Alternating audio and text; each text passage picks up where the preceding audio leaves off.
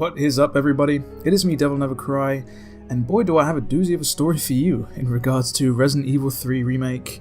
As always, make sure you subscribe to stay up to date with anything and everything on the channel.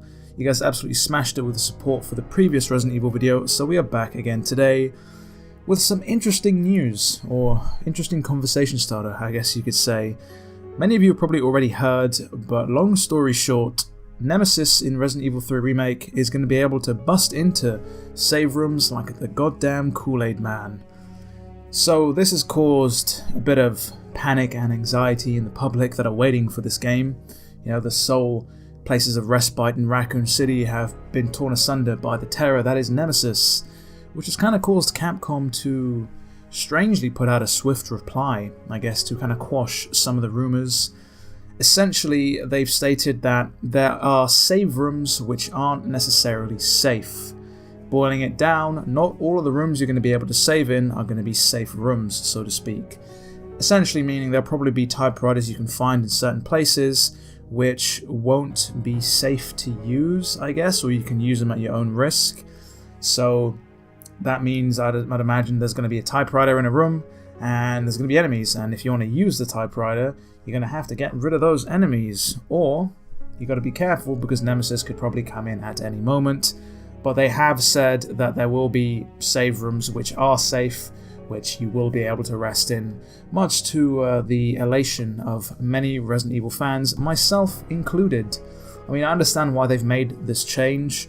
If you think about it, MR.X in Resident Evil 2 Remake was a little bit of a joke, kind of comedic and jovial in nature, because you knew that you could just run to the closest save room and he'd essentially not be able to get in. He'd stand around outside and probably fuck off to grab a burger down at the local joint, only to find you randomly somewhere in the precinct. So I guess the decision was made overall to have Nemesis as much more of a constant threat, which makes sense, I guess, in the context of Resident Evil 3.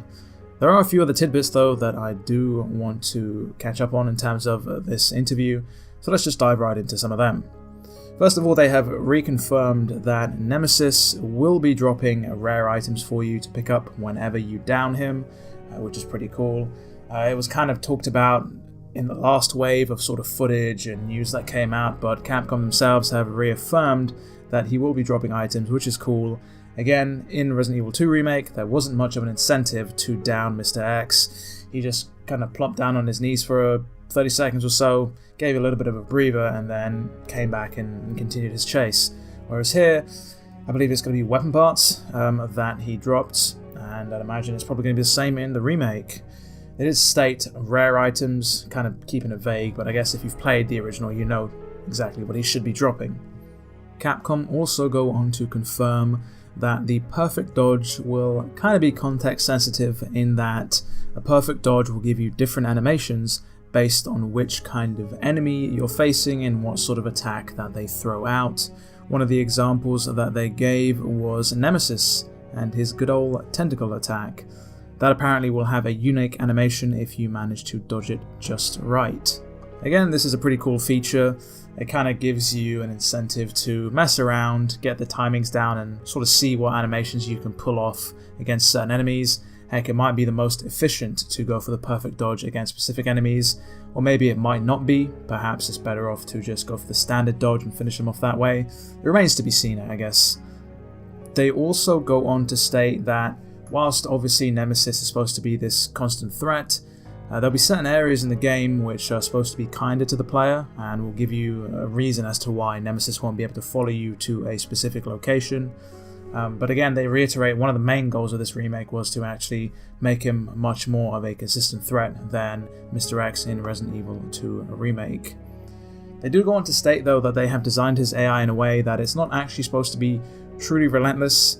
I believe they said that his AI is supposed to be dynamic in how he works, so I guess he's keeping you on your toes there. Speaking a little more about the enemies in the game that they've confirmed to be included, they did state that the Gravedigger is indeed going to be in the game, which a bit of a curveball, I guess, for people who have never seen them before. So yeah, that's going to be fun to watch people react to that. And then for the old arachnophobes, myself included, they have confirmed that spiders giant spiders, might I add, are indeed going to be in this game. There was some worrying about this, considering that the spiders in Resident Evil 2 weren't in the Resident Evil 2 remake, but they have confirmed that spiders will be in this game, stating that they have an erratic tendency to scuttle around, sometimes towards the player or away, and they can even drop in on you from the ceiling. So yeah, I guess I'm going to be missing half the game because I'm constantly going to be looking up at the ceiling in fear of giant spiders dropping down on me and proceeding to eat my face alive. Moving swiftly on to some more important topics in this interview, a lot of Resident Evil fans, a lot of Resident Evil 3 fans in particular, are dissatisfied and perhaps annoyed at the fact that the game no longer has the live selection feature, no sort of multiple choices, so to speak, no different endings or multiple paths, which kind of questionable considering that Capcom did state that the choices and stuff are going to be more organic, but that's besides the point. Capcom decided to provide Resident Evil 3 Remake with one consistent story, one consistent ending, to provide a consistent experience for the players of the game or fans of the series.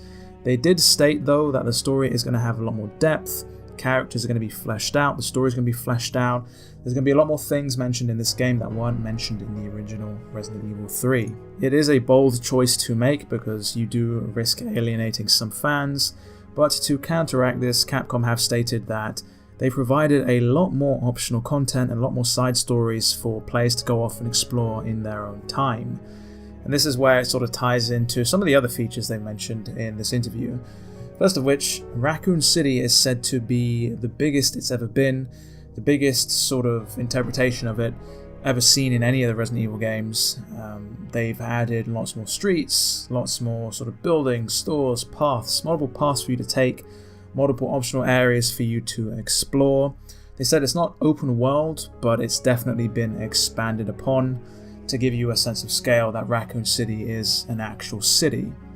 To add to this though, they stated that the subway is going to be your hub area, so to speak.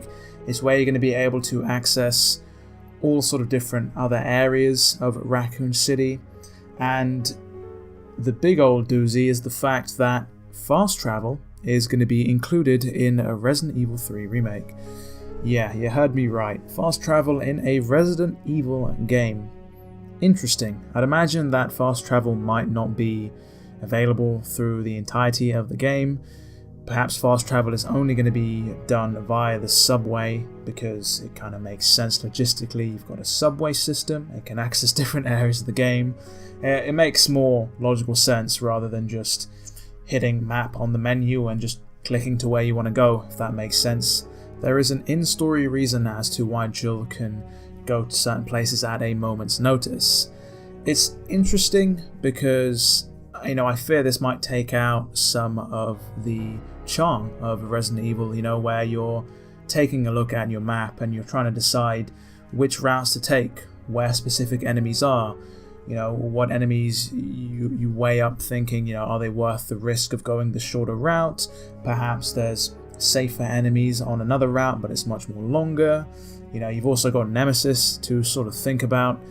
It's interesting. Again, I'm hoping it's probably not fast travel in the standard sense of just go anywhere at any time. I'd imagine you do have to make it to the hub before you're able to go to specific areas of Raccoon City, but again, that remains to be seen how exactly that is going to work, but I do have faith in Capcom. So that's pretty much going to wrap it up for this video. I am hyped for Resident Evil 3 Remake, even more so after hearing all of this interesting news. I am intrigued as to this fast travel nonsense. I kind of want to see how it plays out, but regardless, April 3rd cannot come soon enough. So I didn't necessarily touch upon everything that was mentioned in the interview, but if you do want to check it out in your own time, I will leave a link in the description down below. Let me know what you think. Are you interested in Resident Evil 3 even more so after hearing all this news, or are you kind of iffy on the whole fast travel debauchery? Again, let me know down in the comments below. If you want to get at me on social though, I'll leave a link in the description to my Twitter, and if you want to join the channel's own Discord server where you can talk Resident Evil, DMC, all kinds of nonsense, there'll be a link down in the description for that as well. So that is going to wrap up the video today, folks. It has been me, DevilNeverCry. I would like to thank all of you for watching, and as always, I'll see you all in the next video.